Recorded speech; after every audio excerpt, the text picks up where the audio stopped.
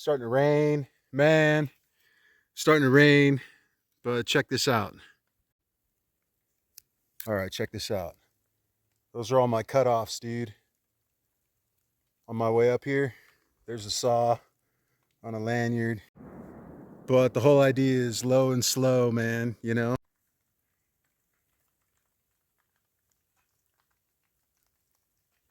Oh, yeah. You gotta wait a minute, wait a minute. Oh,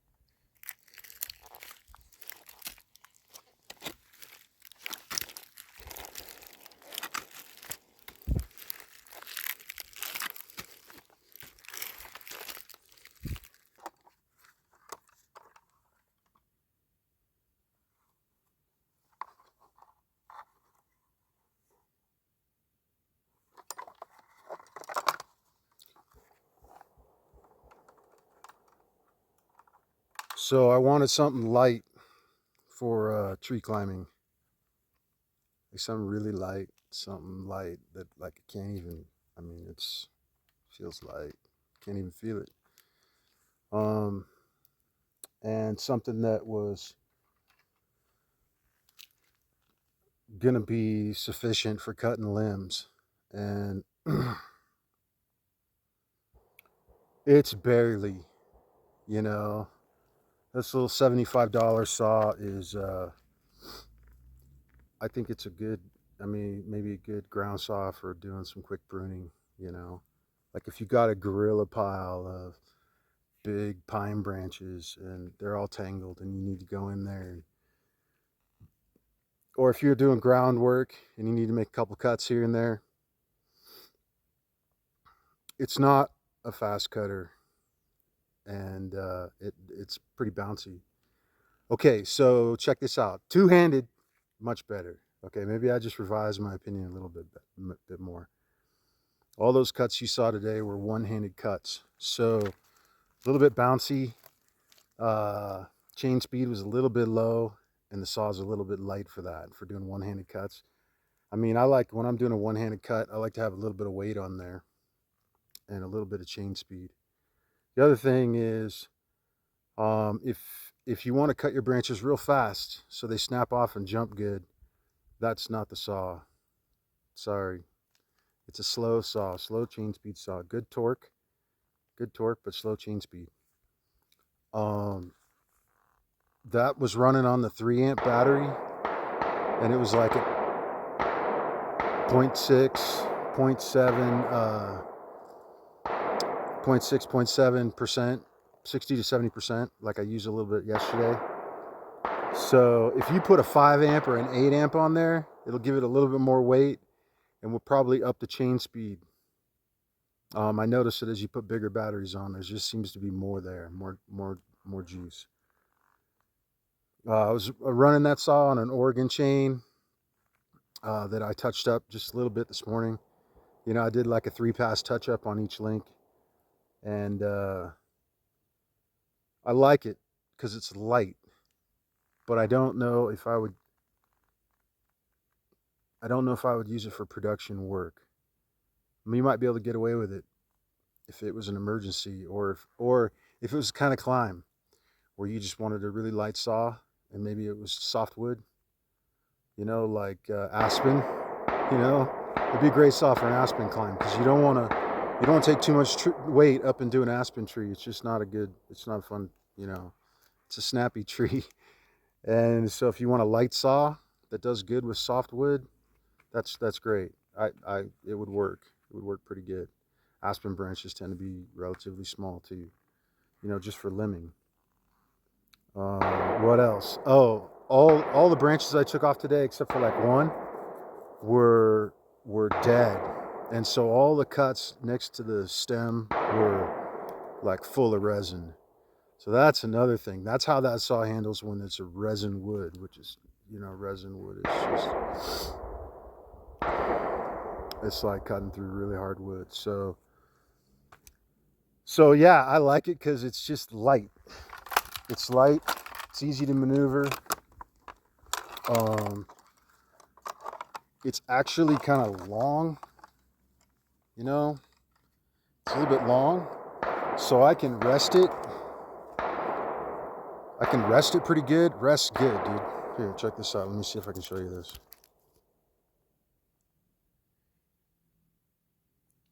So there's a lot of different options for resting it if you need to rest it for a minute on something. So what I'm going to do is just get some bigger batteries and keep climbing with it. And it's working. It's working. But if I was going to be doing a lot of limbing on, you know, hard resinous pine branches, I'd probably take like a 14-inch. That's really much better than a 10-inch. That's the thing. Is this a 10-inch? I'd probably bring a 14-inch so I could, you know, do some reaching around with the blade. And, you know, I'd probably make sure it was like, you know, I'd probably have like 25cc or 30cc gas power for production on pine. This is this works. It works, but I think you're gonna find that it might be a little bit of a pain in certain situations.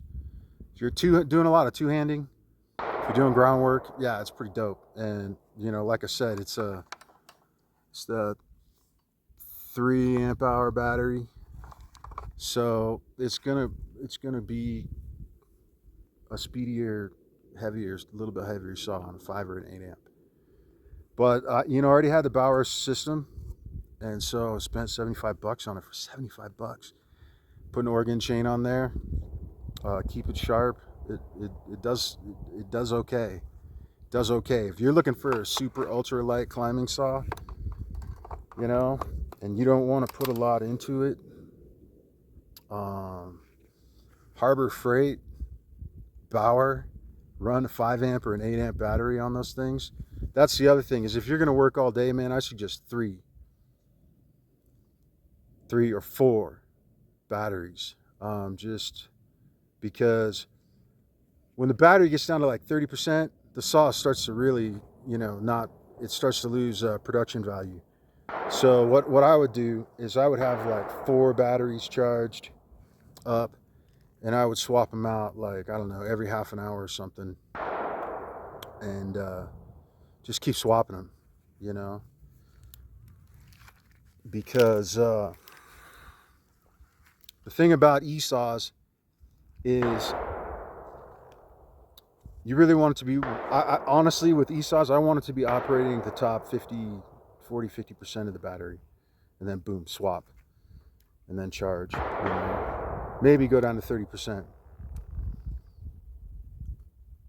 So that's it. Just wanted to share with you a little bit of climbing and cutting, and you know, let you know that saw is, you know, it's okay. It's okay. It serves certain purposes in the tree. And you know, I'm happy with the low torque saw. It's got no kickback brake. It's just got the safety switch. So I'm glad it's a low chain speed saw, a high torque, low chain speed, because it doesn't, you know, bounces around a little bit, but that saw is not going to kick back much. It's like a trim saw on a pole, gas powered trim saw in your hand. You know, it's just a bouncy little 10-inch bar. And the other thing is, I would just touch up my saws every day, like in the evening, 3 passes. Dude, take like 5 minutes and just do like 3 passes on each key. And because you don't want to run a low chain speed, high torque, you know, 10-inch saw with a dull blade. That's just ridiculous. You just don't want to do that. So just make sure that the teeth are sharp, you know.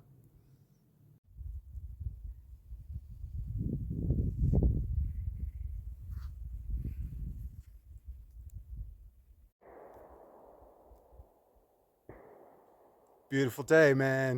Beautiful day. Saw's working good. It's slow. It could use a longer bar. It's low power, but it cuts, dude. Definitely cuts. And check this out, man. Freaking positioning lanyard. Freaking safety rope. I'm liking this. I don't have my flip line on right now. Dude, climbing up with the Blake's hitch and the spikes is not too bad, as long as you're, you know, pretty close to the tree. Dude, you could just tap yourself up with the spikes a little bit, adjust the hitch. Dude, that's pretty cherry. All right, so we got a saw file, we got a brush, we got the saw here, and I just got done for the day. So I'm just gonna open this up, check out what's going on. It's just real simple, single screw adjuster, and then I'm just gonna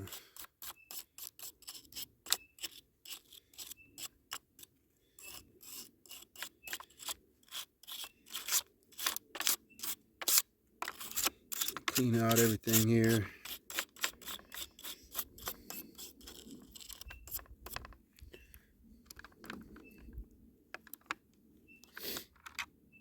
Just take this off for a second. Just clean everything real good.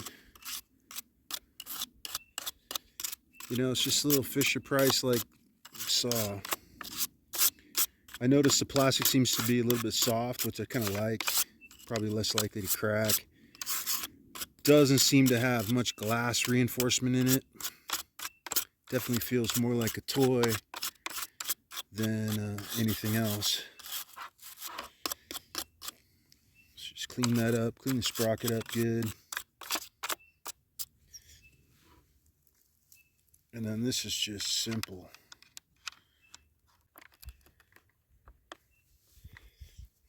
That's better.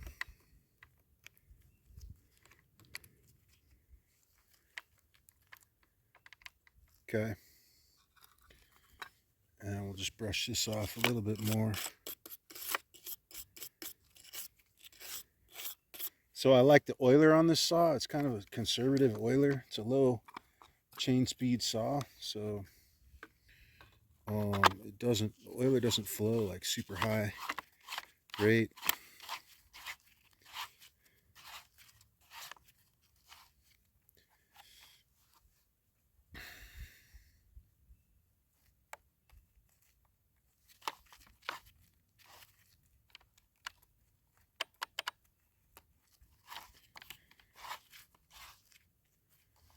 All right, and we got to grab battery. Got ourselves a battery.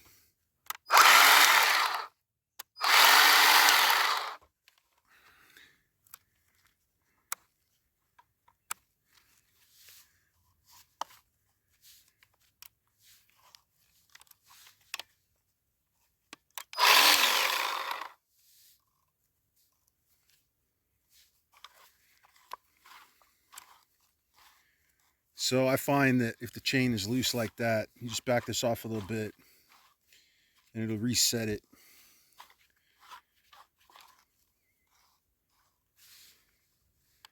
And with this particular saw, it's a low speed saw and it's got an auto oiler. So with this particular saw, you actually just tighten it up. Keep it tight. It runs good. So I wanted to just do a little bit of sharpening here. Just going to show you how it works.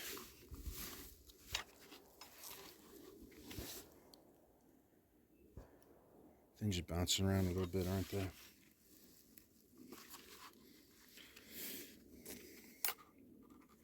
So this is not rocket science, man. I think a lot of people think it's rocket science. Make sure your chain's pretty tight so it's not like wobbling around.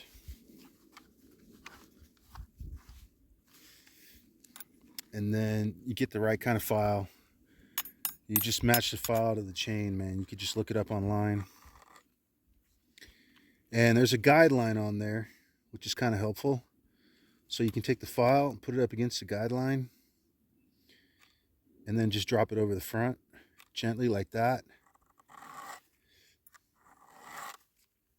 And I just run it a couple times. What I do is I pull back and up just a little bit. Just a little bit. There's two cutting surfaces. There's this cutting surface here and there's this cutting surface here, and they meet in a corner. So first thing is I just line my file up with the angle and I keep it perpendicular to the saw. So the saw plane is going this way, the file plane is going this way. And I just gently, slow and smooth wins the race. Because if you're going fast, this thing's going to be wobbling all over the place. So if you're just, especially if you're just learning this, just go gently. And you feel it. You can feel it in your hand. When it starts to smooth out, you can feel it. It's not gritty anymore.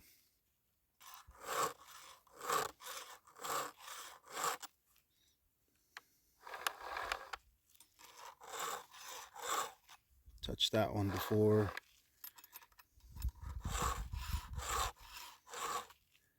That was left-handed. These are right-handed. Same thing. Let's change your body position a little bit.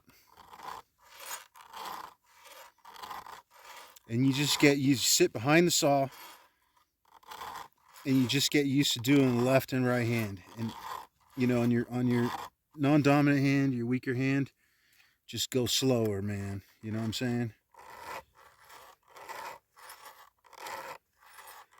Don't let the file wrap around. You just keep it right in there.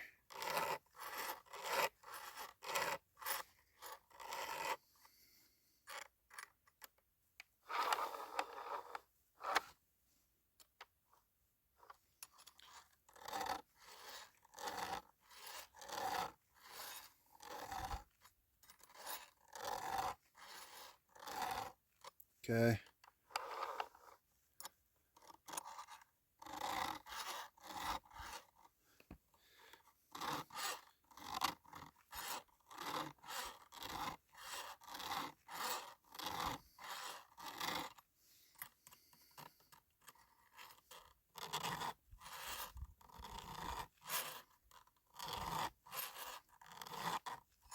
That's all you need.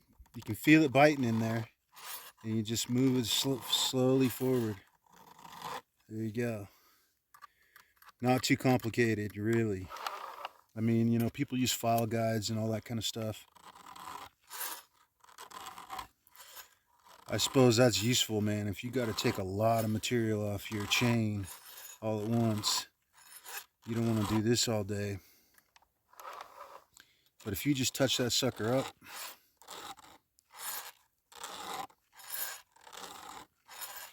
on a regular basis, should be all right. Also, I like to touch my chain up right after I buy it, just to take a look at it and get a feel for how well it's sharpened from the factory.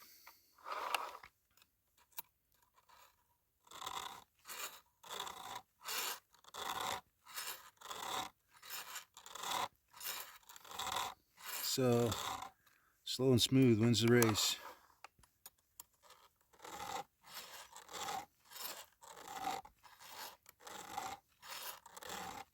Yeah. So, that's pretty much it, man. Just kind of clean the bar off a little bit.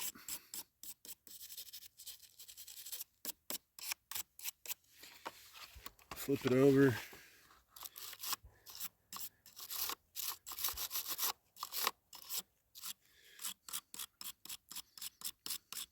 Like, you don't have to do this. This is not critical, but I like to just spend a little, 5 minutes or so, and just kind of touch it up, clean it up. So that's it. A little bit of saw sharpening. This is Owl. Hope you had a good time. God bless you. Signing off.